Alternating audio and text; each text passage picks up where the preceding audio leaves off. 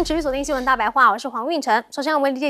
您介绍这一节国际话题的来宾，第一位是我们的资深媒体人谢寒冰，主持人好，大家好。还有淡大战略所教授李大中，主持人好，大家好。以及前空军副司令张彦廷将军。主持人好，大家好。好，现在才是美伊战争真正的转捩点吗？来看到美国为了要营救这名空军的飞官，到底要赔入多少的人力以及战力呢？来看到据报道呢，美国的特种部队呢在伊朗展开搜救，结果被击落，甚至在这个他们要营救飞行员的行动中呢，双方发生了激烈的冲突。好，这个是路透的报道说呢，美国陆军的特种作战部队正在伊朗的中西部跟革命卫队来发生了激烈的地面部队的发生激烈冲突，而且美国还动用了直升机跟攻击机去筹放照明弹来协助定位，而美军空中力量呢正打击试图前往疑似坠机地点的伊朗革命卫队车队，要阻止伊朗军队去俘虏该名飞行员。而现在美伊军队呢就在这个部分，也就是伊朗西南部的这2个省份来发生直接的地面交战。好，来看到就是因为呢，一架 F-15E 战机它发射飞弹失败，在伴有的背景爆炸声下呢，有4人丧生，而德尔塔的空军基地呢，也在猛烈的炮火下呢，从恰哈马哈勒的省呢撤离了这一架 F-15E 战机的武器作业系统员。好，但是为了要营救这一名这个 F-15E 的失事飞官呢，可以看到美国是派了非常多架的战机前往该地有10架的美国波音 KC-135R 加油机，还有波音 KC-46A 飞马加油机，都正在沙国的北部海湾地区和以色列上空来进行大规模的飞行。这些飞机呢要连续飞行约2个小时，轮流的来进行往返加油作业，这可能就显示了美军正在营救 F-15战机第2名机组人员行动中面临的危机，因为他们真的要飞太远了，要一直不断的补充油。好，那现在发现了这个飞官可能会成为俘虏也成为了一个很危险复杂的任务。这个国际反恐专家就说了，说美军进入伊朗救人的行动面临了伊朗的火力威胁，挑战非常多，尤其卫星和其他设备的作用非常有限。这一次任务呢是在一片辽阔的区域内要寻找遭击落的机组员。这片山不仅有山还有沙漠，地形是非常的难找，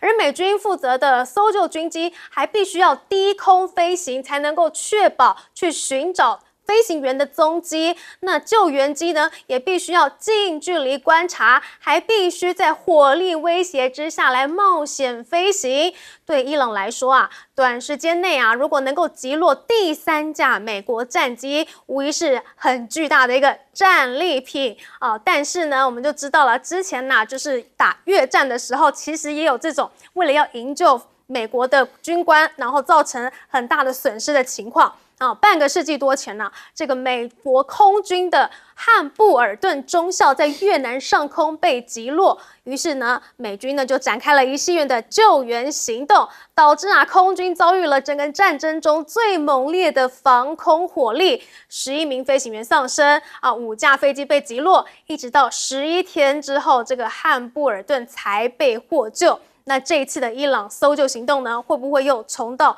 越战的覆辙呢？而且现在革命卫队呢也发文感谢谁？感谢山民去击中了2架美国黑鹰。你还以为这是革命卫队的军人去击中这个美国的黑鹰吗？不是，是伊朗山区的部族人员击中的。所以革命卫队呢对此表示感谢。好，不过现在呢，也被传出了美军是不是真的很担心会重蹈之前越战为了救人赔入太多的结果，所以现在要试图灭口呢？伊朗方就声称说美国的战机呢在夜间进行了多次的空袭，袭击了这个科吉鲁耶省的部分地区，这里呢就是失踪飞行员的位置是美军想要杀死飞行员，避免他被活捉。不过这件事情呢，马上就被这个美国方面给打脸了。像是半岛电视台就说说美军已经寻获了失联的 F-15飞官与伊朗展开了激烈的交战。而且川普呢，他也发文，他说什么？说我们找到他了哦，在过去的几个小时里呢，美国军方成功执行了美国历史上最英勇的搜救行动之一。但是这个发文呢，马上又被伊朗军方给否认。他们说呢，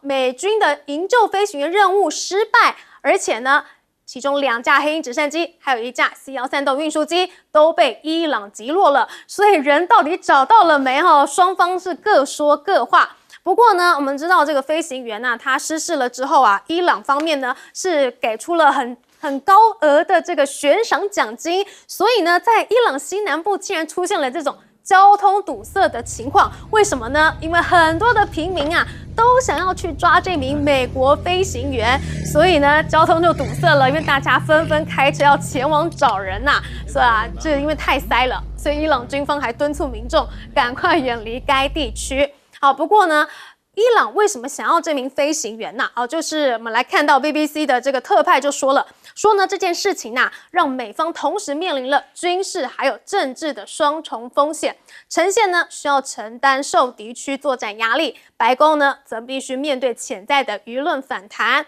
但是如果伊朗成功的虏获飞行员，并且将在宣传战中取得优势，就可能化为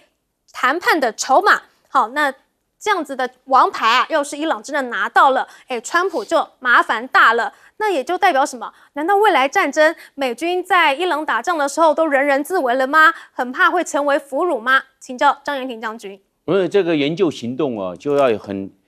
完美的密接资源作战，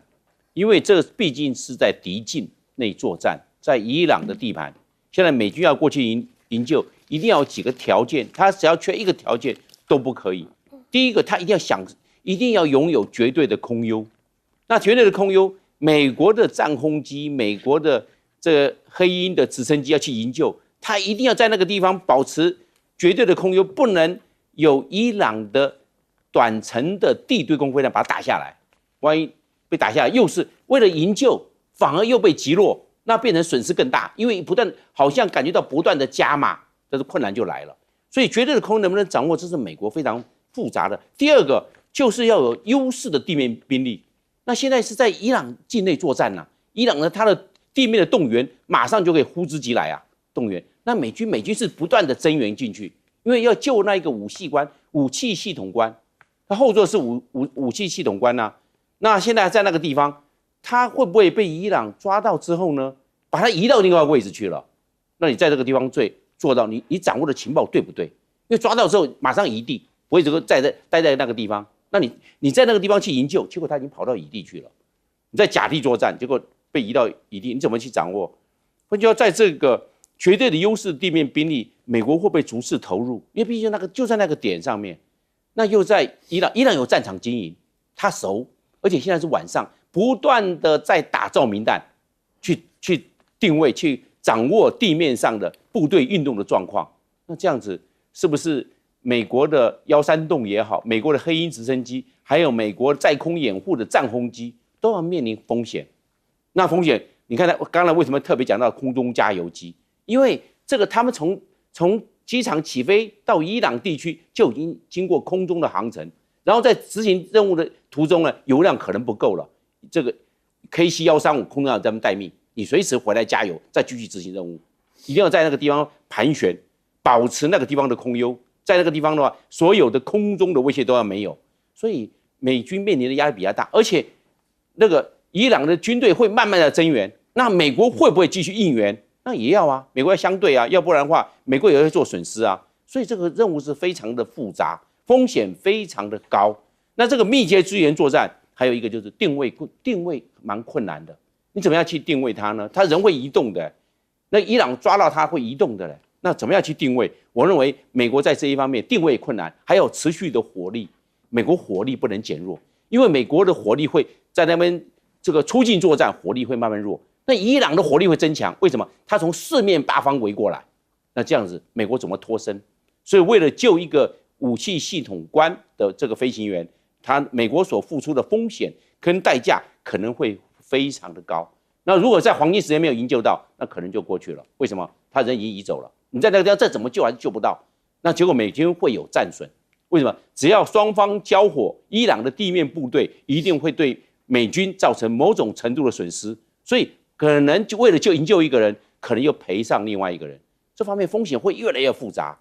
所以在这方面来看，我认为这个营救的任务适不适宜，有的时候要好好去考量，因为不要没有营救成功，反而造成更大的战损，那会不会造成入不敷出，变成事倍功半？那这样的话就会让战况变复杂。为了营救一个人，又丢掉了另外一个人，或丢掉了另外几个人，那是不是造成美军在这一方面的盘算跟他的战术作为有一些明显的瑕疵呢？这就是问题。好，而且我们刚刚看到了，这美国的特种部队为了要营救这名飞官呢，说呢，在伊朗的2个省份展开了激烈的冲突，这是不是代表说在搜救行动上面呢，地面战已经开始了呢？请教彬哥。对，现在是说有一个坐后座的这个武器操作官这个失踪，然后他们现在正在大规模营救他。那当然，川普已经宣称说他们已经找到人了，那可是伊朗这边说没有，那到底谁说的对？不知道。那问题是，大家不觉得很奇怪吗？如果是一个这个武器操作员失踪，为什么在2个地方发生战斗？大家不觉得有点奇怪吗？这到底是怎么一回事？还是有其他的地方又做了某一些遭遇或冲突？还是他判断错误，所以他们的特种部队到2个地方去找人？这个就目前不得而知。那我只知道，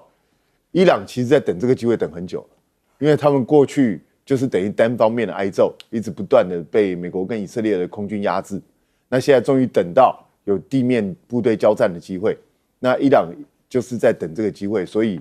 当然会找这个机会跟美军交手。但是美国的特种部队绝对不是弱者，而且他们有强大的空中优势，所以伊斯兰革命卫队在这场战斗中也未必能够占到便宜。但是不管怎么样，因为毕竟他们是在自己的境内作战，所以美军孤军深入就会比较危险。万一出现什么差错的话，搞不好你人没救到，自己又有其他人被俘虏，那就更糟糕。所以我想美方这一点会非常谨慎。可是这一次不管是救到人或没救到人，我想这些都会对未来的美军的战略部署造成冲击。为什么？因为理由很简单，现在第一个证明啊，过去美国都说假的，没有，我们根本没有被战斗机被击落过，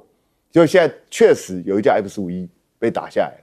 那以后美军在部署它的空中的态势的时候，就要变得非常小心，因为表示伊朗是有能力击落你的战机的。那在这种状况下，美国以后还能像过去这样子不断的恣意的瞄准伊朗的所有的这些空域进行攻击吗？还是他必须要小心谨慎，甚至要保持一段的距离，避免去太过接近而被击落？那如果是这样的话，以后恐怕他要去攻击伊朗的这些战略目标，就不像过去这么轻松简单。那川普现在不是也在下48小时通牒吗？说要对伊朗进行进一步的攻击。那他还可以这样做吗？还是他现在要改采其他的方式，比如说不要派战斗机，而是用战斧巡弋飞弹去做这些事情，可能会对他来讲比较安全，因为他必须要避免再度发生战机被击落的这样的一个状况。所以我觉得这个对未来美国整个的战术运用都会出现非常强烈的影响。那当然，我必须说，现在这个情况看起来这场战事还是没有一个短期之内结束的可能性，因为看起来伊朗经过了这1个多月的战斗之后，不但士气没有下降，看起来好像越战越高昂，而且很多各方面的军事判断都认为伊朗看起来它潜藏的力量是超出了美国跟以色列估计的范围之外。所以在这种状况下的话，我觉得加上他现在击落了美国的黑鹰直升机，击落了美国的 F-15E 战斗机，那击落了这个加油机，甚至还击落了其他的一些无人机。那在这个战果越来越明显的情况下，恐怕伊朗这边是更不会停下来。那相对来说，美国想要迅速结束这场战争的可能性就变得更低了。那川普有没有想过，那如果是这样的一个情况下，你是要持续还是全面扩大对伊朗作战的规模呢？还是你必须要找个适当的时机离开这个战场？恐怕这就是川普要赶快去考量的事情。好，所以未来担心美军被俘虏的情况会不会越来越常发生呢？那这样子他们的战术要怎么样去改变呢？我们请教李大中老师。因为这一次对美军来讲还是一个很重要的行动哈。因为如果是根据川普在几小时之前哈，在他社群媒体上所讲，他讲的是斩钉截铁说人已经救到，而且有受伤但是没有大碍这个在复原当中。而且他使用2次就是因为第二位在营救这位是武器系统官他的官阶如果根据川普自己所形容，他用了2次是空军上校。那美国国防部也按照这样的一个美军所释放讯息，向美国主流媒体做讯息的释放。那当然伊朗方面是完全否认，他说是一个这个失败的营救的行动，而且美军在这次行动里面还有其他的一些这个战斗上的损失等等等等。那根据后来这个白宫向美国媒体所释放更多的讯息，大家有透露说这一次行动当然出动大规模的这个美国各式各样的军机从这 F-35战斗机到 MQ-9大型的这无人机，还包括在营救这个任务里面所使用的这个所谓的这个营救的这个直升机还有所谓的 HC-136J， 那这一款是专门为了战斗搜索，而且可以为美军的直升机提供所谓的空中加油。那所谓的几百人但是是指所有的机组人员算在一起。那美国媒体判断说真正投入地面部队做营救的可能是数十位特战队员，还有将近100位最后美方认为是成功那伊朗方面他还有一个讲法是说美军为了要不让这个有活口落入伊朗手中是执行这个所谓的打击任务。那这一点可以很明显判断是宣传战因为按照美军的信条就是不会让任何位同袍遗留在战场上，因为这个将军是这个飞官出身，因为对美军来说也是一种怎么讲心理的保障或是士气主要的来源。但历史上美军在执行这种任务的时候，当然有时候会蒙受更大的打击但是跟这个可以相提并论的大概是30年前在波士尼亚美军执行任务的时候被波士尼亚赛义的这个防空飞弹击落，因为 F-16的飞官他是在这个目标区域这个躲藏6天之后被美军成功的营救。所以比较多目前美国媒体是假设这次是成功的营救，是对照在30年前那个案例，但这次对美军而言他执行任务的困难度跟挑战是远比30年前那次大非常多，因为它更深入敌后，所以美军动员的是更复杂的一个营救行动所以假设这个行动是为真的话，那对美军来讲还是个利多但是就像刚才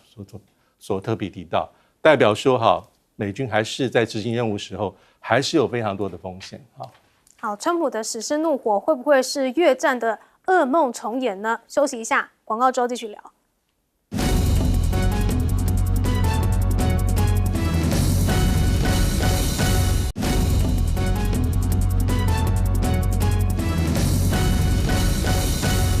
来看到现在伊朗的攻击目标是越来越特别，而且是越来越精准了。伊朗发动了第95波打击，锁定哪里呢？锁定美军位于科威特的海马火箭炮系统，还有巴林北部的爱国者飞弹系统，以及美国海军马克飞弹发射阵列，还有美军的高级指挥官与教官在阿联酋的集结地。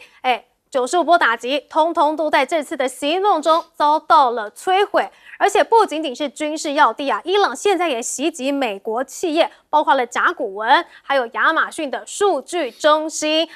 这个是伊朗革命卫队发表的声明，说呢，他针对这个阿联酋迪拜的美国甲骨文公司数据中心，以及巴林的亚马逊公司数据中心实施了打击。不过，杜拜的媒体办公室是否认此消息。而现在呢，科威特政府大楼还有石油公司呢，也都遭到了伊朗的无人机袭击。这个呢，是位于在舒瓦伊赫的石油部大楼发生了大火。这个总部是负责管理科威特整个石油产业所以可以知道啦，伊朗这次的攻击目标呢，不是只有石油的生产设施，而是制定海湾石油政策的机构。甚至呢，科威特政府也说他们的海水淡化厂呢，也是一样遭到了伊朗攻击。伊朗轰炸了科威特电力以及海水淡化厂，造成了重大损失。那么电力部也称有2台发电机组呢，已经停止运作了。而且呢，现在来看到了美国的海军基地呢，也被攻击得很惨这个在伊朗的飞弹还有无人机攻击之后呢，美国国呢已经从位于巴林的海军基地撤离了数百名水兵。那么该基地呢是美国海军第5舰队的驻地啊。在冲突初期，我们就知道它已经是多次的遭到攻击了，多处的建物受损了，而其他地区基地呢也进行了人员撤离，但是呢具体的细节尚不清楚。看到现在这样子的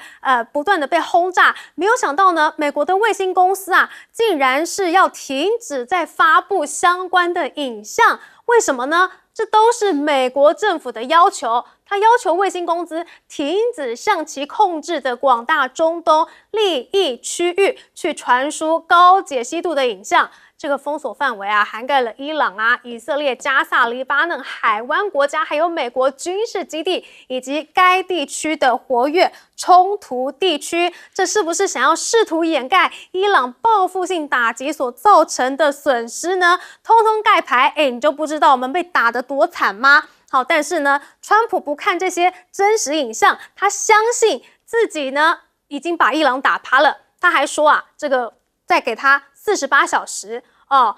就接下来就要去打他们的发电厂。他说：“还记得我曾经给伊朗10天的时间，要么达成协议，要么开放荷姆兹海峡吗？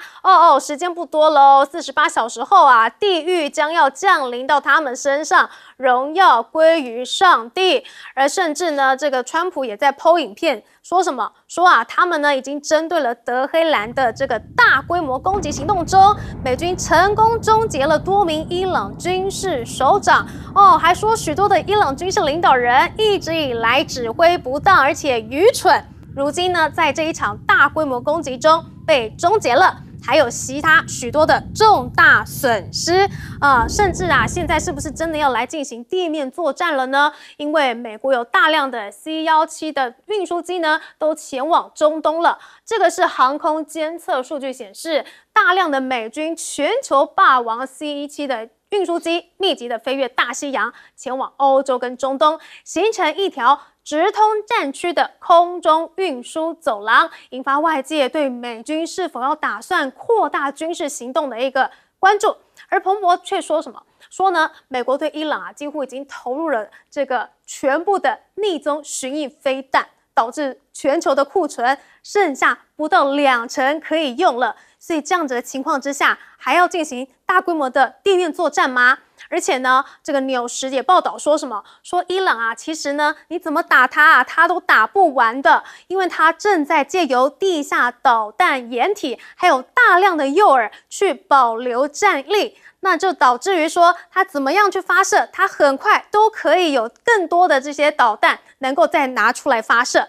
而为什么这个伊朗战事明明就不见尽头，但是川普却这么的乐观呢？这个 NBC 就报道了，因为川普每一天呢都会收到汇整的影片，这个内容是什么？是最新且成功对伊朗目标的打击。而根据报道，川普每天观看伊朗战事胜利的画面，却被隔绝于战事带来的负面影响之外。Times 也说呢，很多天的早晨啊，川普呢都是以观看军方官员会诊的战场成功打击画面紧急去开启他的一天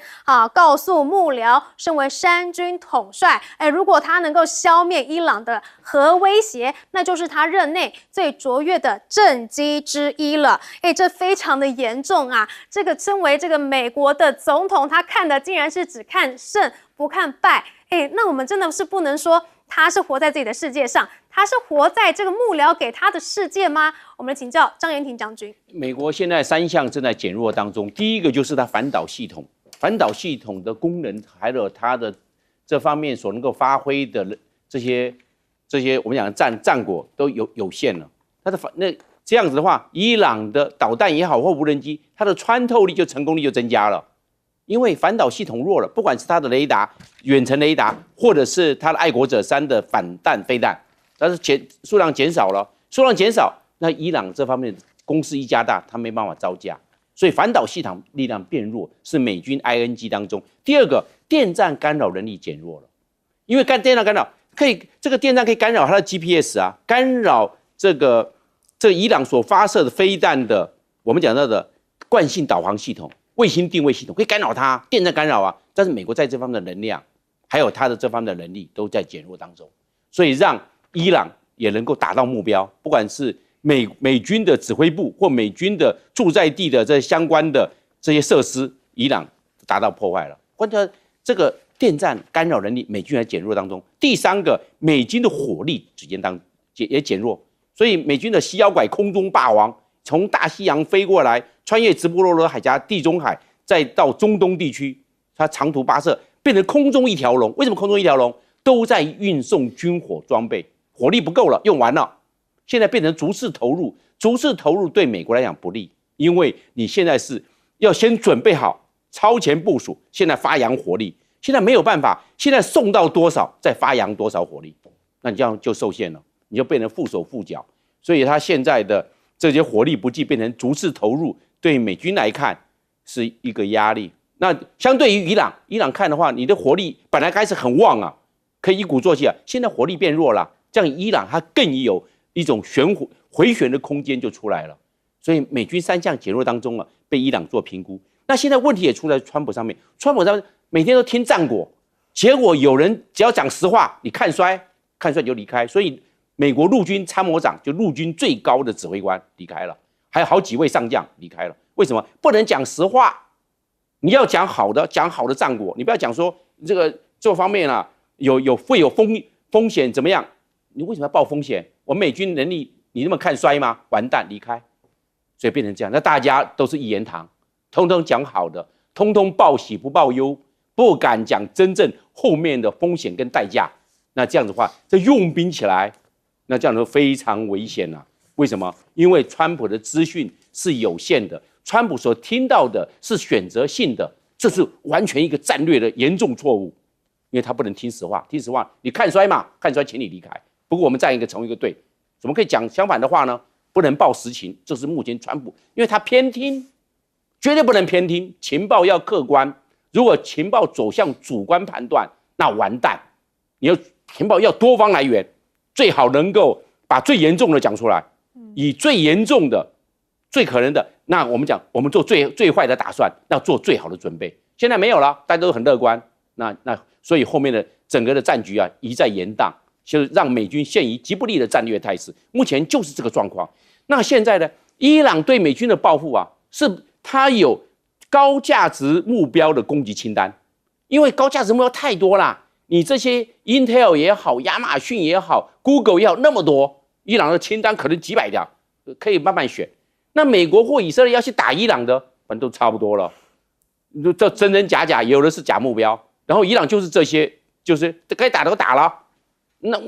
那不能打的也没办法，在地下。在山洞里面，那也打不到，变成这个状况了。所以到最后我们打下去是不对称作战了。美国吃亏会比较大一点，那伊朗的吃亏比较小，因为毕竟伊朗已经被打成这个样子了。但是美国这些高价目标，我认为它的防护力可能要赶快做加强，要不然伊朗的这个真实承诺颇次，还会造成一些战损。所以伊朗现在已经没有其他的可以攻击的目标，真的只剩下发电厂这一条路可以攻击了吗？请教彬哥。其实我们都可以看到，现在看起来就是一步一步按照自己的想定这个程序去做攻击的，反而是伊朗，反而美国看起来有点找不到自己的整个战术的想定、战略的想定到底是什么这种感觉，有点今天想这样做，明天又换一个招数，换另外一个方式来试试看，好像不知道该做什么事情。其实这是非常危险的，因为这场战争其实暴露了美军一个重大的弱点。也就是过去这20年来，美国进行的都是所谓的反恐作战，所以呢，它的整个军力调整都是在对恐怖组织、恐怖分子这种层级，而不是去跟一个中等强国去打一场结结实实的战斗。结果他这一次选择了跟伊朗发生这样的战斗，马上就暴露出他很严重的弱点。什么弱点？第一个很明显的，他的弹药储备严重不足。你看，才打1个多月，他的弹药几乎都快用光了。他已经用掉了80%他的巡弋导弹，那以美国现在军工产业的生产速度，这恐怕好几年以后才补得回来。那现在美国是捉襟见肘，他只好从全世界各地去调。可是你从全世界各地调过来了，那是不是你在其他各地的防卫也就减弱了？那过去美国曾经自豪说，他随时随地可以同时应付2场战争，那现在的美国还做得到这件事吗？看起来显然是不行，因为美国自己的实力已经开始不对了。然后美国过去因为一直都对恐怖分子等级的，所以美军向来习惯是什么？他掌握绝对的空优，他根本不用担心会被人家打下来，然后就是不断的在空中强烈的压制，然后用无人机啊，用导弹啊，不断的去袭击这些恐怖组织。可是现在对待伊朗，他们突然发觉这一招没有用，因为伊朗是一个国家等级的，它不是单纯的一个恐怖组织。然后他会挖地堡，他可以深深埋藏起来。而且伊朗这一次其实他们早就预想自己会被攻击，所以他们做了一大堆的假的飞弹发射车、假的坦克、假的各种武器，据说是用纸糊的。然后呢，就引诱你用昂贵的弹药去打它，因为你在卫星上或者在这个高处，你这样去看，你很难分辨它的真假。结果你就被迫一直去打它。然后打完之后呢，美国也以为自己消灭很多它的飞弹发射器，就没有想到1个月过后，伊朗的飞弹发射器看起来越来越多，完全超出美军战前的估算。所以显然，美国有很多弹药是浪费在假的目标上面，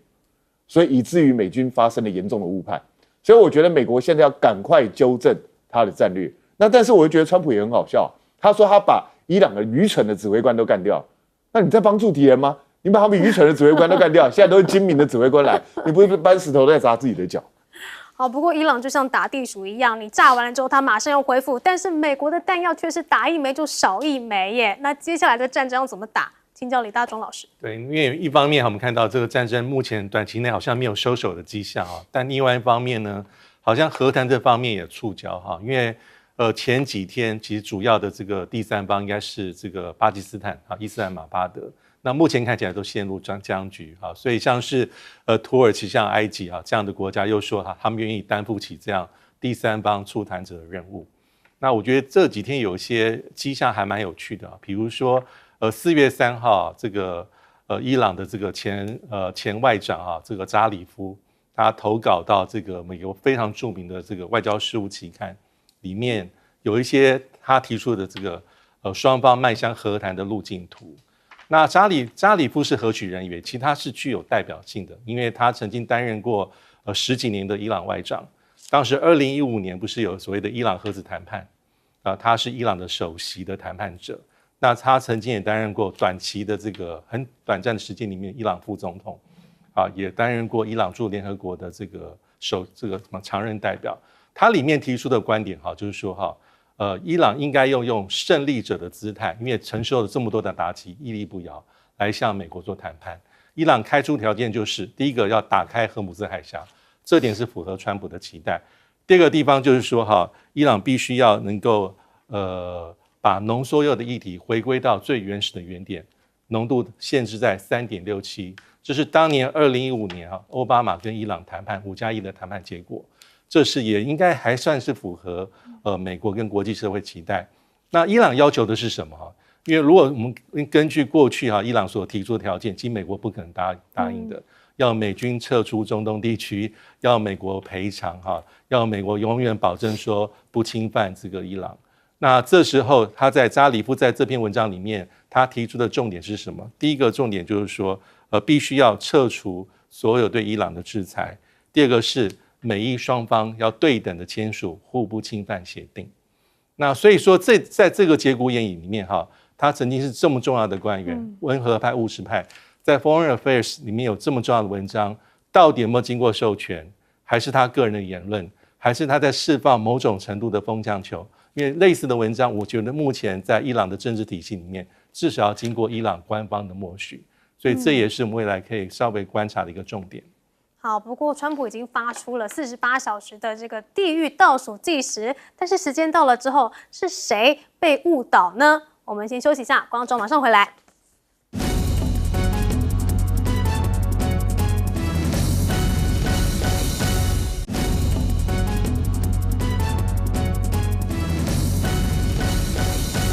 观众平安，欢迎收看 TBS 新闻大白话，我是王浅秋。首先介绍这一节加入我们讨论国际国内大白话的来宾，第一位是国际战略学者林玉芳委员，大家好；政大国关中心兼任研究员严正声老师，主持人好，各位观众大家好；前海军舰长吕礼诗小舰长，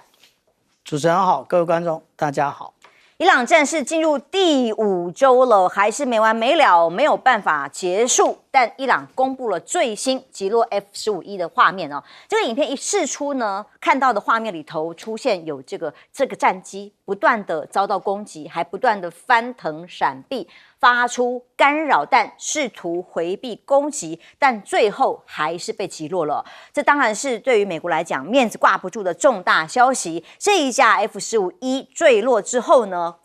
飞行员到底要怎么救他？哇，意外成为像电影情节一样的救援行动。20年来首见，美军第一次有战机在伊朗境内遭到击落。专家，这个是华盛顿智库的保卫民主基金会高级主任，他来分析认为，由于美军飞机近期多以低空的这样高度在执行任务，所以 F-15E 有可能是光是被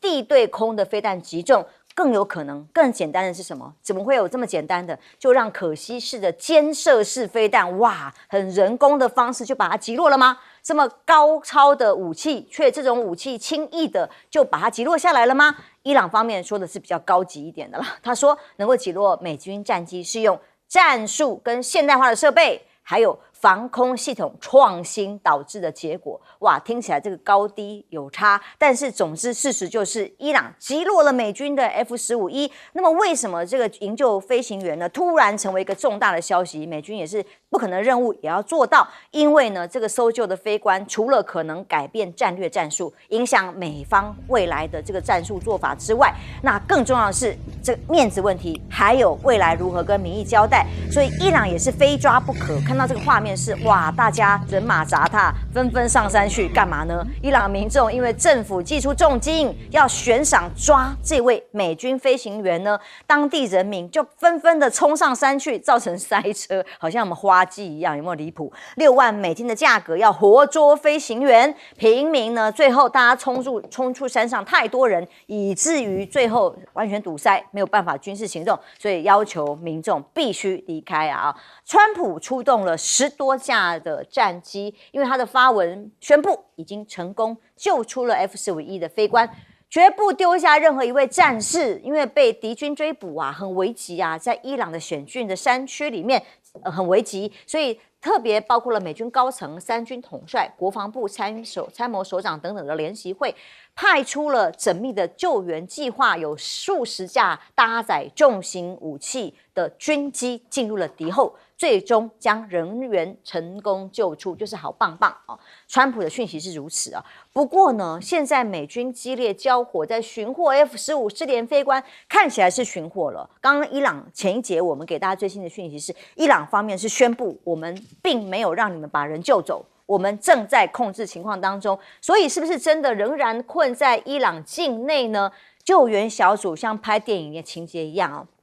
为了抢救一个雷恩大兵，现在已经成功境内撤离，将其带回安全地点，这件事情是一个问号哦。当然，如果这个人质被抓走，被伊朗拿来在公开展示的情况之下，美方该如何进行接下来的战略，将会是一个关键，才会变成很严重的事情。超大手笔啊，形容因为关键的影响太大，所以伊朗革命卫队特别击落了一架寻找失踪飞官的美国这个飞机，据悉是一架 C-130的运输机之外，不止美方派了很多人哦。华尔街日报还说呢，在营救第2名被困伊朗的 F-15E 飞官时，2架美军 MC-130特种作战飞机也在地面被炸毁了。派了这么多飞机去，花多少的代价？这位官员没有解释飞机为什么在营救当中陷入了困境。但中东战争现在看起来，光是一个大兵要去救都要付非常高的成本。到底中东战争谁会笑到最后，没有人知道。那么各个分析里面，伊朗是不是有一招能够让川普最后直接栽跟头呢？这个是 BBC 报道的。假如这名飞官遭到伊朗俘虏，而且示众，哇，这个不只是士气的问题而已，美方的风险将大为增加，川普将面对更沉重的民怨，政治、军事都面临风险。所以一名飞官现在左右着战事的发展，多重要啊！双方都派出了全部的人力跟军力去想办法把它找到。而伊朗说呢，进一步消息又击落了一架 MQ-9的无人机，因为这个真真假假，在最近以来5个礼拜以来一直有伊朗革命卫队各种的讯号画面，但这次的公布是直接告诉大家说，用先进的防空系统把 MQ9 死神无人机再击落一架。我们盘点一下哦，中东战争已经这么5个礼拜以来，美军到底损失了多少呢？有7架载人的军机，有3月2号的时候，3架 F-15战机在科威特上空被击落。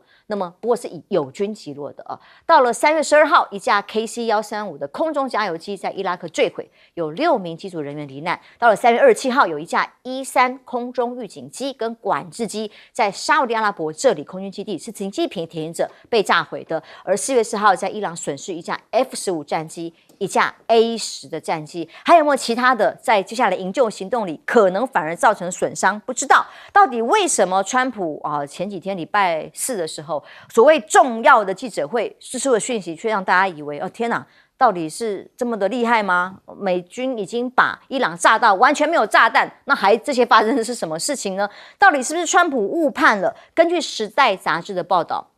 有很多天早晨的时候，川普醒来，先观看军方官员汇编的战场有多么成功，打击画面集锦展开一天，所以告诉三军统帅说，哇，这是卓越的绩效，所有的成功的画面在他的汇报里头出现，但是却没有告诉他事实吗？根据这个报道说，白宫幕僚长对幕僚还有向川普汇报的战情过度美化感到担忧，才会让川普在公开记者会讲说，我已经把他的空军、海军飞弹通通摧毁了，他再有没有飞弹了？结果隔天立刻又有飞机被击落下来，到底发生了什么事？战情进入了第5天，舰长怎么看？我们看到第5周，抱歉。我们现在看到也就是美军被击落的战机越来越多。等会我们会讲原因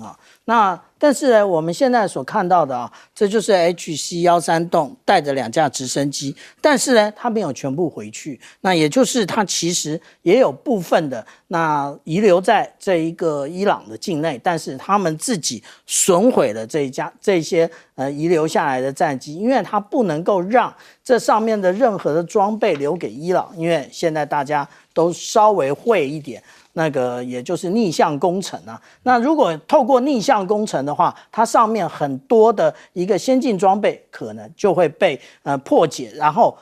为无论是伊朗或者是俄罗斯利用那我们为什么这么确定是 F-15呢？那我们来看这是我们所看到的遗留在伊朗境内的一个垂直尾翼。那这个垂直尾翼呢，我们可以看到它的徽章以及它的那个垂直尾翼的最末端的部分其实是一模一样的。那刚刚其实我们已经从这一个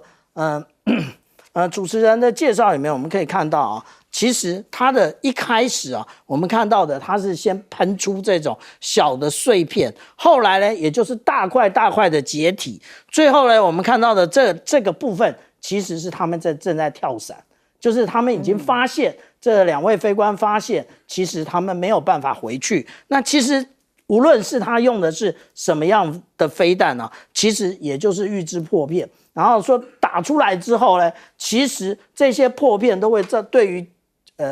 战机造成一定的损害。其实美军现在要想一想什么，也就是他们为什么会被击落？那他们被击落，其实几乎我们看到这么多次他们连这个。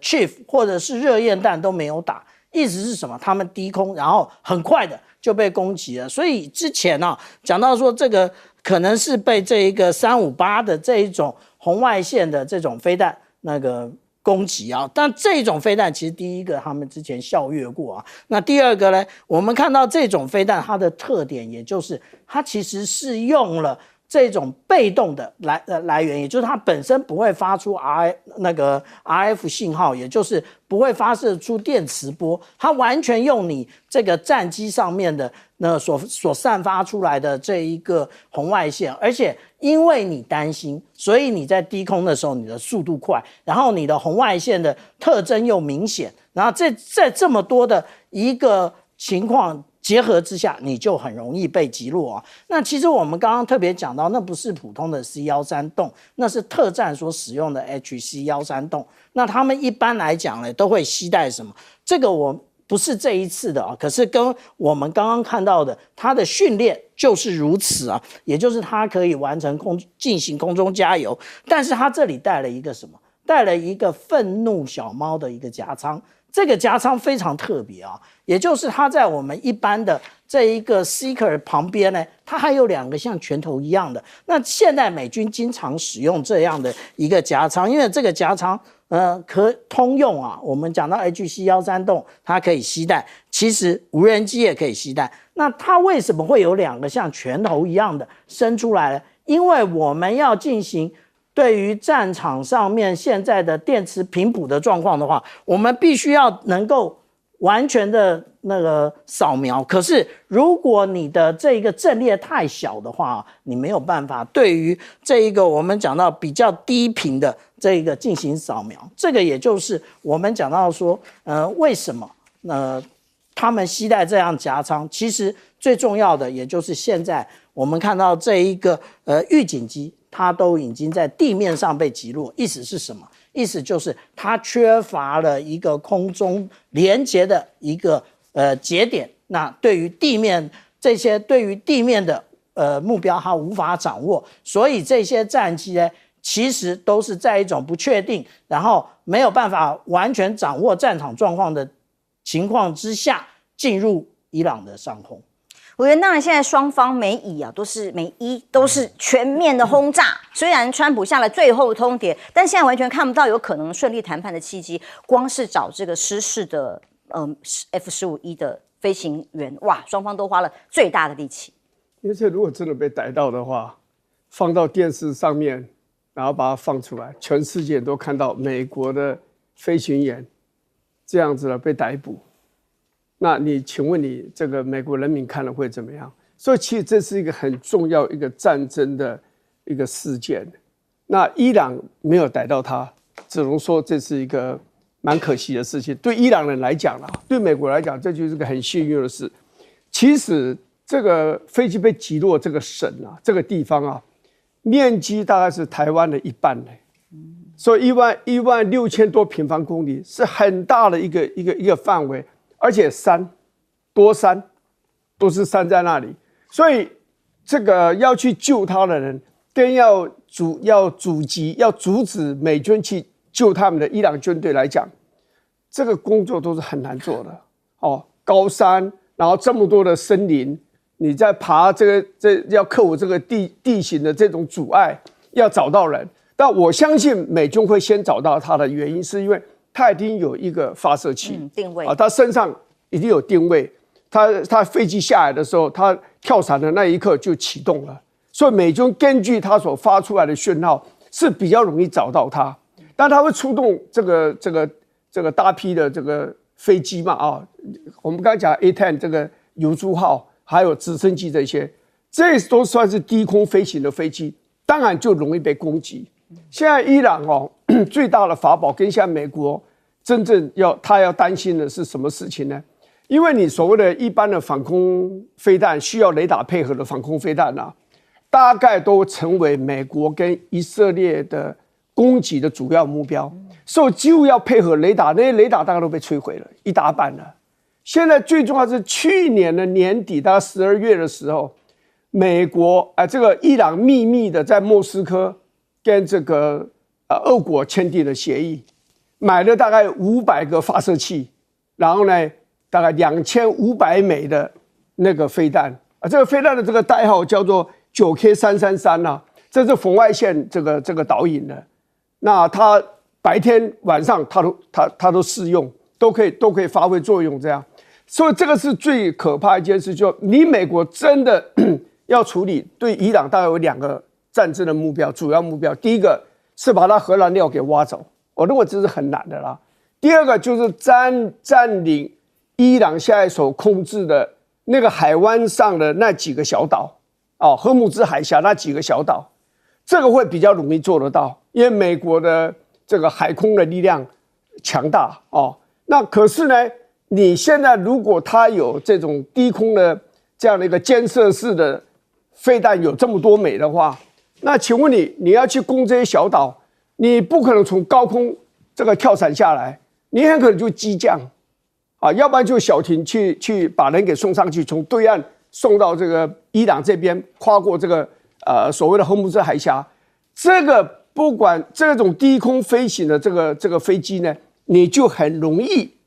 被这个所谓的监射式的飞弹给打下来。所以美国现在大家看到这个飞机被打下来，他真正要考虑的就是说，我现在真的还有能力把人送到那些荷姆兹海峡那几个小岛，完成小岛这个炼油设施的控制吗？出口的这个控制吗？这是美国现在要严重的在考虑的事情。严老师现在对于战争到底有没有机会研判赶快顺利结束，其实没有专家敢轻易的研判的，因为各种的战情变化实在是太快了。光这个大兵到底是被救出来了没，出境了没，大家都还在等着完全不一样的两方讯息。对，但是川普他拿到的讯息，过去我们看到，在这个上这个节目之前，前几天我就看到那个 Times Magazine 介绍他这个过程，他就是昏庸嘛，他只要听好东西只要听正面的，那你听正面的也就算了，他就误判了，然后出来讲的话都不一样。你如果今天他拿到的讯息是真的正确的，他敢说2个星期一定会结束吗？我相信他就不敢了。那所以说，等于是你这一些幕僚为了怕得罪他，给他的讯息都是报喜不报忧，国王的心意嘛。那国王的心意不让他满意。但是呢，他这个人又喜欢拿这些讯息来做下面的决策，那就跟着就会出错。所以我现在都会怀疑他到底5月能不能跟习近平见面了。就是你按照道理讲，他本来的估计，他可能觉得说，一开头他不认为4月没有问题，即使打了战争，他都没有觉得要延。后来发现不对了，要延了。可是现在看起来好像是一个比较会中期的一个战争。那如果是中期，那你还要再去见他吗？而尤其是你现在看起来你并没有占上风，你在伊朗战争上面没有占上风，你跟习近平见面你也占不了上风了我觉得就是很简单的一个情况。那回头来看，就是为什么你这个团队变成全部都是美国政策的误判误判到现在，让川普有可能会失去其中的选举。然后我们也看到各种的民调出来，他不仅是民主党独立人士，包括共和党也有好多一大堆人反对战争，一大堆人认为这个川普跟他当初上台的时候，他们认为他会做的事情都没有做到。然后最严重的状况就是大概有1/6到1/5的这个共和党的选民觉得我投错票了我觉得这个是比较严重的。那问题就是你川普如果天天要听好消息，要天天觉得说，然后每天要讲这些100%的大话他每次用那个英文字obliterate， 就是完全摧毁了。那完全摧毁哪来的反击力量？那你还不如稍微谦卑一点，用一个 decimate， 大概就是7成了8成了就可以了。他一定要讲100%的摧毁，那你100%的摧毁，那人家马上就有回应的时候，你就失去了信用，很丢脸嘛，对。是这个尴尬，其实一下子他讲说已经把对方全面摧毁，对，一下子说我们的谈判已经完全顺利，马上要结束，这2种说法都不现实。事实上，现在看到的伊朗多地现在持续被高密度的轰炸，而且轰炸的地点呢，美以空袭了核电厂。那这已经不是第一次，但这个厂目前被攻击的，依照伊朗方面的宣布呢，是在周边核设施旁边周边被攻击，那还有个保全上升。但没有让核能本身受到攻击跟冲击，还有攻水泥厂、石化中心等等的，这说是在攻他们的核心的基础建设，还有油料、能量。对外的经济的基础，所以当伊朗的经济心脏继续被攻击，有超过50座的石化厂停工，园区传出了画面是透过我们现在所看到的，哇，大片的黑色浓烟，当然全球的石油等等的供应也会受到冲击。以色列方面说，这座园区是生产炸药、弹道飞弹、其他武器材料的核心设施。以色列继续攻击，打了石化工厂，纳坦雅胡宣誓。跟着讲，伊朗的钢铁石化是他们最大的资金来源，所以呢，用来资助他们的财源呢，以色列跟全球世界的恐怖战争打这里就可以阻断伊朗的资金来源那么以色列对于这样强烈的攻击来讲，他也要面对同样的各方最严峻的冲击。伊朗被炸之后，怒呛美国、以色列，持续攻击基础设施，会打开地狱之门。先前包括炸掉他们的桥梁等等的，伊朗方面的回应直接告诉他，如果伊朗的基础设施继续遭到攻击，地狱之门将会向你们敞开。不要忘记，一旦敌对的行动扩大的话，整个区域都会变成你们的地狱。之前呢，大家比较相信川普的话，还是相信伊朗的话呢？现在其实，在不断的战事推进里面，比较相信伊朗可能还有余力可以做扩大的攻击，这种担心还比较强。包括伊朗安全官员公开讲，我们呢跟美国还有这个政权以色列准备了一个巨大的惊喜 ，surprise， 什么东西？大家听了都会觉得担心，是吗？他说只需要再一点点的时间就能揭晓。这个语话术跟形容词呢，越来越像川普用词的遣词。但是到底是谁是得到这个惊喜的一方？拭目以待。因为包括伊朗的无人机大规模打击的本古里安机场，伊朗军队表示，这攻击新塔台啊、1号、2号航站啊这种把雷达跟天线打掉的这种大规模无人机攻击呢，是对于战事非常重要的一关。伊朗已经进行第94波攻势了一波一波，看起来是非常有战术战略的。一些位在以色列南部、中部、北部，还有南部特拉维夫地区的以色列工业军事设施都被攻击。同时，这重点在哪里？动用了重型飞弹等等呢，告诉大家说，以色列不是有铁穹神话吗？是不是代表这一波波攻击实质的造成的损伤，代表的铁穹已经成为神话过去了？战争爆发第36天，以色列上空已经有伊朗强大的导弹所主宰了。这个铁穹各种的攻击，包括大使馆等等的被攻击，都已经告诉大家，伊朗对于以色列的攻击，让以色列已经没有办法招架吗？包括伊朗的飞弹碎片掉到了以色列军方总部附近，那么这些画面一再的被曝光出来，以色列的媒体在有限部分的报道里看到的画面是如此，所以到底损伤会不会比现在画面上所看到的还要更多更大呢？包括以色列到底有没有低估了真主党的战力，以至于当包括也门等等的参战之后，让以色列的空袭黎巴嫩医院医护人员受伤，反而让这个舆论并没有站在自己这边。以色列空袭黎巴嫩南部啊，有贝鲁特郊区啊，造成了平民跟医护人员受伤了。而真主党声称对以色列目标和军队一共发动了32次的攻击，同时北部地区警报响起了19次，对于以色列的定居点、部队阵地、军事设施一直发动攻击的结果呢，让以色列媒体报道，这些真主党的火箭啊、无人机啊不断的袭击，让北部的大片地区从礼拜六凌晨开始一直有警报响起。而以色列的国防军北方司令部承认以色列高估了2024年战争后真主党所遭受的损失，所以显然现在他们还有能力各种的攻击继续发动当中，跟该组织近几周袭击以色列北部地区的力度存在着差距。其实答案就是说误判了，是不是包括川普的误判、以色列的误判，造成了目前的结果？在真主党也加入战局之后，伊朗的战争跟回击的力量，现在以色列正在承受不断猛烈的攻击。委员，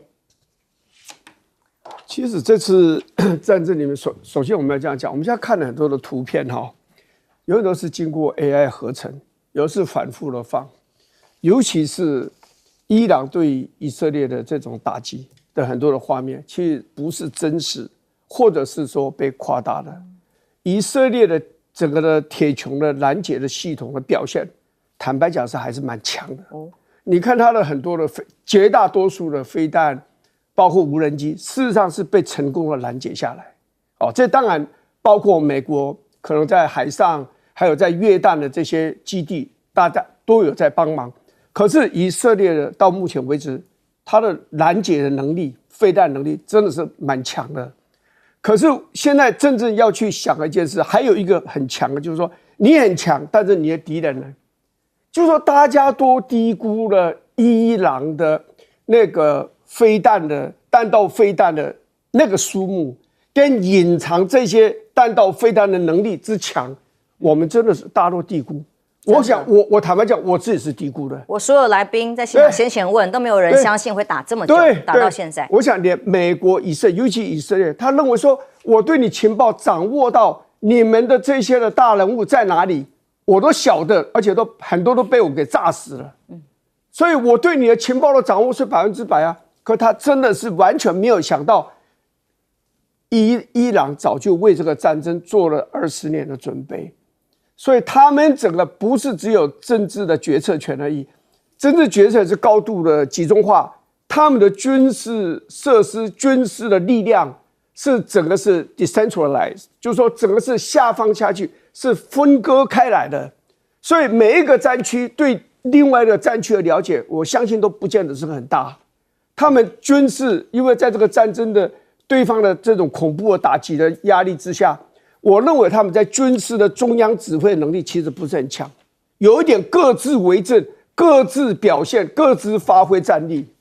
所以也就是说，你以色列真的美国你们的情报，你是没有办法掌握整个伊朗的作战能力，但伊朗也够大，台湾的45倍以上，你想这国家有多大吗？那你在军事设施整个下放到各个地方去，不同的单位在经营的话，那你想看，你真的要统计，要对他做好统计的这个资料就不容易。所以现在究竟还有多少这种所谓的这个弹道飞弹？如果它还有很多，譬如说它还有1000枚、1500枚，甚至如果2000枚的话，那这个战争要持续很久那你以色列真的你的铁穹有办法这样拦截吗？你知道后来他为什么有好几次拦截没有成功？尤其拦截他的伊朗的高超音速飞弹，因为他以前用什么去拦截？用在大气层之外就可以进行拦截的所谓 Arrow 3剑3的这种反飞弹的系统，但是这个系统很贵，大概1枚要200万到350万，那几乎都快要接近这个爱国者3型的这种价钱了。所以他们后来呢，就用大卫这个弹弓这个来拦截。那这个大卫弹弓的能力就是没有那么强嘛，它无法进行大气层外的这种拦截嘛，所以拦截能力比较差，可是比较省钱，所以就出问题了。所以整个来看，以色列的防空系统可能正是慢慢的也不说瓦解，就是说在快速的失去它原有的拦截的能力。如果是这样的话，那这个战争持续下去，伊朗的飞弹如果还用之不竭，然后呢，以色列的反空的飞弹呢能力越来越薄弱的话，那这就好戏在后头那你以色列在后面，你就会很惨的。但目前来讲，它重要的设施其实没有怎么被攻击到它重要的军事的设施对于以色列来讲，在整个战争来讲，这个战损是非常有限的。我们现在看到很多的画面，其实是民宅被攻击，而且很多画面是反复重复的出现。但是以色列是有史以来第一次，敌人对他空中的打击，来自空中的打击的力量是前所未有的强大。这个对以色列来讲，就是说你大部分的飞弹可能拦截下来，可是你的警报一个晚上响个不停，4次5次，白天也响，这种战争的心理上的那个压迫对以色列人民来讲是前所未有的。而这个压力如果持续下去了，我担心以色列民意现在已经开始出现了，反战的声音会越来越大。小舰长，当然美国随时可能拍拍屁股走人，川普已经早就预告过了即使荷姆斯海峡没有控制，但以色列就必须有没有办法，接下来战情如何控制，战损的控制，到底铁穹有没有被破灭成为神话呢？那么的确，以色列的官方的媒体资讯比较是封闭型的，能有限的释出，的确跟伊朗的各种情报释出看起来有落差，很难实际的掌握到，是不是像委员讲的，其实受损还是很有限呢？我们在过去2-3天之内我们所看到的川普的各种的讲话其实他已经甩锅了。他直接说赫格塞斯当初说要攻击伊朗的不就你吗？然后他还说，卢比欧你不要跑，我们从打这个委内瑞拉到现在的伊朗，你不是都一直在海湖庄园的战情室里面吗？你有表达反对的意见吗？都没有。意思是说，未来只要被弹劾的时候，你们大家通通都要站出来。那另外呢，其实伊朗它是非常的谨慎在准备自己的装备的我们很少看到弹道飞弹它其实带的竟然是集束炸弹，比较少。那但是呢，伊朗为什么这样做？因为伊朗知道，他如果不这样做的话，其实它各型飞弹都有可能被拦截。我们看到它这样的一个，我只是要攻击这一个区域，我的集束炸弹打下来的时候，大家都有份，跑到别跑。那至于刚刚讲到这个铁穹其实我们这样讲也就是以色列当初它号称有7层的防空系统，也就是从我们看到这里最低层的，也就是70公里的，这个是铁穹，接下来300公里的是大卫投石，然后箭式2型呢，是我们看到这里是1000公里，那2000公里呢，其实是刚刚委员所讲到的箭式3式，那这就是我们看到的铁穹，大卫投石、箭式2式跟箭式3式。铁穹这样子讲我再三的强调，铁穹一开始它就不是为了拦截弹道飞弹来设计的，它真正的是要拦截这一个不对称战争所发射的这一些火箭弹或者是迫击炮的，所以呢，它的飞弹非常的灵活，那也就是呢，它可以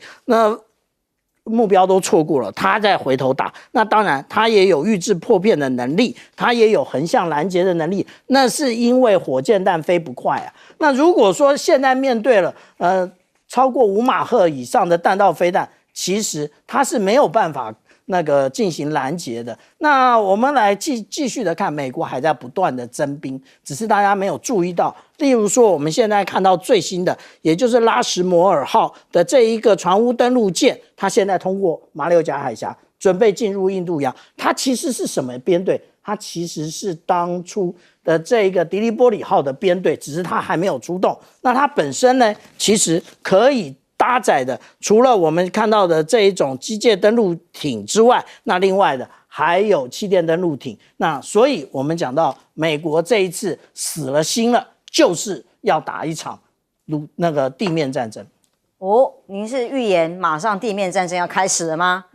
哇，那来看看伊朗。那伊朗扬言是说要让美国跟以色列尝试到所谓的惊喜的礼物，大礼要来了。严老师又怎么看呢？我觉得就是伊朗这一次能够突破以色列的整个的防空系统，让他不管说你说拦截到多少，只要能够有进去，就是对以色列刚才林委员讲到，就是你过去没有的一些恐慌，现在每天这样子这个 siren 这个警报一直在响的时候，包括你的机场这个你看这个 Ben Gurion， 这个是以色列的国父你打他这个机场就是有一点点这个象征性的意义很大的，就是等于是挑战你以色列的存在一样的然后我觉得说整个的过程都没有完全按照以色列跟美国的剧本走。那现在就是我之前也提出过，就是一旦没有按照你的剧本走的时候，因为你本来认为很容易就可以掌握这个状况，所以你为了要继续得胜，或者是说要继续要吹嘘你的战果的时候，就会陷入这种我们讲战事升高escalation 的这个 trap 这个陷阱当中。那现在看起来就有点像是这样的情况，大家就都在喊话比谁狠。可是到最后的结果，我还是要讲，伊朗跟美国跟以色列是不一样的。伊朗人的性命还有一个，除了他们人多就是感觉上没有像美国人这么重视这个一个一个的生命，以色列也是一样。还有一个就是伊朗的宗教信仰里头有这个殉道的，他们包括这些领导人都认为他们是在殉道的话，那就是对于死完全不惧怕的时候，你大概没有办法用死来吓他们所以你以色列继续攻击，美国继续攻击，然后像我自己作为一个大学教授，我现在看的最多的就是伊朗被几十个学校大学被美国跟以色列有攻击到那我觉得这种东西就是让美国跟以色列的正当性越来越差。就是当你去攻击一些设施，包括我们讲基础建设，刚刚一开头讲的，你基础建设大家已经不太讲了，就是说好像是违反国际法了。结果你现在上次讲到那些女学童的事情，现在我看到连大学都被攻击的时候，我确实觉得说你们到底什么时候才会收手？因为你们现在在国际社会里头的公信力已经是荡然无存了。我觉得川普我这样子讲好了，他常常讲泽伦斯基说 you have no card， 我觉得川普 you have no card right now， 你现在也是没有牌了，真的不晓得该怎么办。其实有没有正当性，一开始就已经被大家看透透。问题是现在到底川普会不会发动地面攻击，战事要升级吗？刚刚小健讲是认为应该要攻击咯，是地面升级的这个情况要发生吗？那伊朗现在的动作真的没有停，因为川普恐吓下来48小时，对方一直都没有接球。